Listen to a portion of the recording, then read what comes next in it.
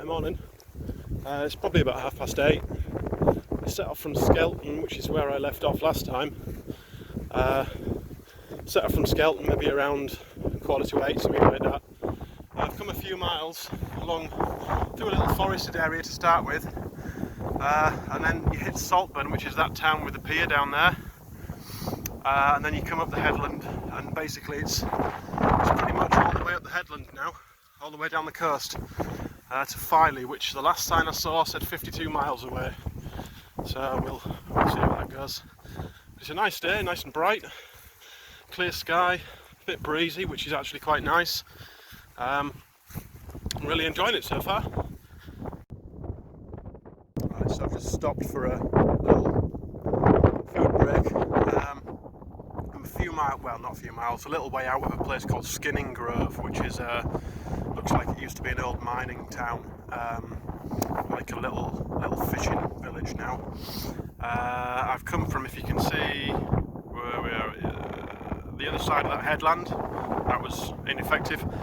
Yeah, the other side of that headland's where I come from, so I've come all the way along the coast, dropped down in front of those big buildings into Skinning Grove, and then come back up again, past that little farm that you can see down there, and I'm back on the top of the cliffs now, which is very windy, but yeah, the views are pretty good. I'm maybe about 3 or 4 miles away from the little fishing village called Staithes, so that's going to be my next stop. Alright, so I stopped for a spot of lunch a while back, and I am now just approaching Sand's End.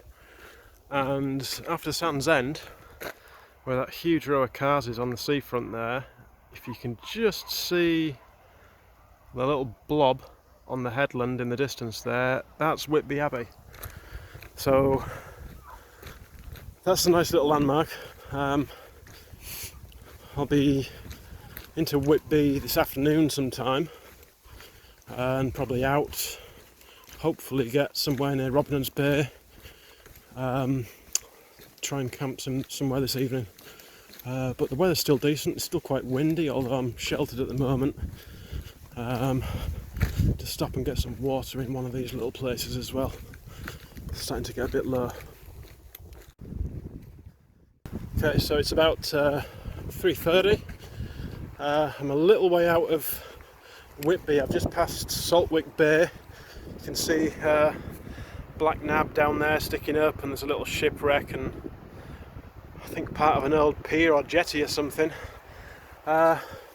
Whitby, oh god, Whitby was nice. It's nice at Whitby, but I've never seen it so busy. I think the Goth Festival was on.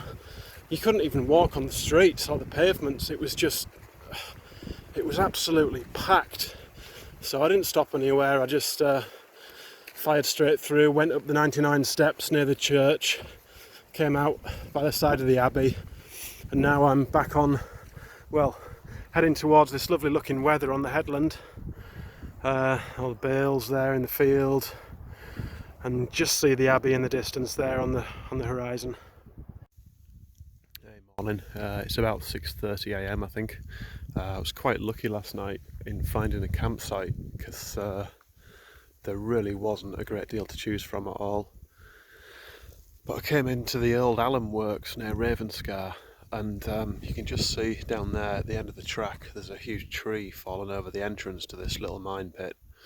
So I scrambled through the tree and managed to find a nice little spot there. It was really nice and sheltered from the wind as well, which was great. I do think it may have been a toilet for hikers at some point, because there's lots of toilet roll hung around, but it wasn't too bad, it was alright. Anyway, it's a bit more overcast this morning. It's been raining during the night, and it's cooler than yesterday, so I'm going to get packed up and get on the move.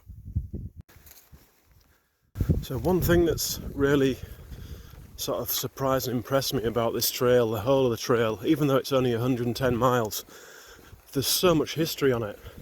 I mean, you start off with Helmsley Castle, and then you run by Revo Abbey. You've got Mount Grace Priory near Osmotherley. You're walking on old drove roads where herders used to bring cattle and sheep down from Scotland. They must be centuries, if not thousands of years old. Yesterday I walked past a load of old interesting mining ruins. There was even a Roman station at one point that you passed, and then you just come upon stuff like this in the middle of the field, which is, if you can see through all the cows, that's an old World War II radar site, just still sat there. I think it's been preserved by the National Trust now, which seem to own a lot of land on this trail, which is good. They're looking after it. I was probably doing something wrong camping where I was last night, but well, never mind. So yeah, I climbed up out of Ravenscar. I can't believe I got from Skelton to Ravenscar almost in one day yesterday. It must have been at least 25 miles, if not approaching 30, I think.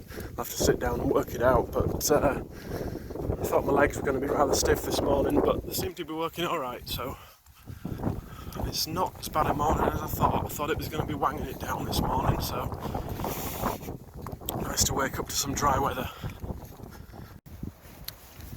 So 9 AM, pretty much on the dot, and just on that headland over there in the distance, that's Scarborough Castle.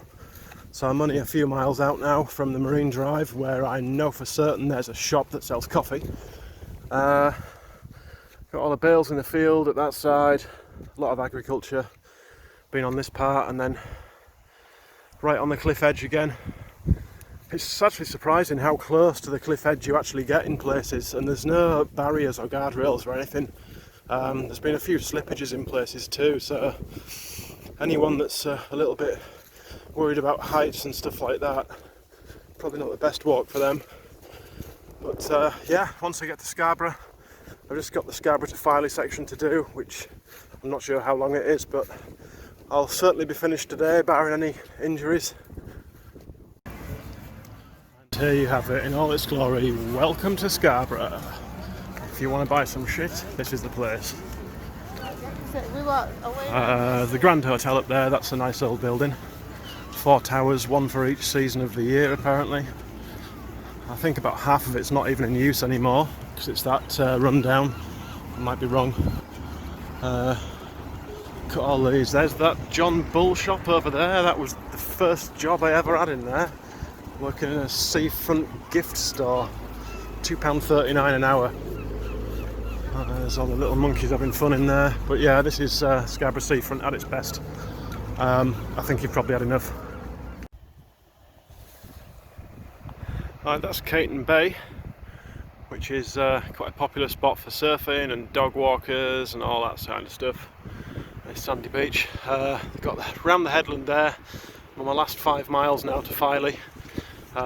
Very much looking forward to finishing. This actually brings back some memories for me. I used to post up here when I was in Scarborough. I haven't been up here for years. I think it's changed much. There's a couple more caravans appeared, but apart from that, it seems to be very similar. I used to love having a tea break up here. But yeah, as I say, last 5 miles and then I'll be done. And not before time. Right, well apparently that's it. Some guy just told me it was about half an hour to the finish point, and I've just got here in about 2 minutes. So somebody was wrong. Yeah, that's it then.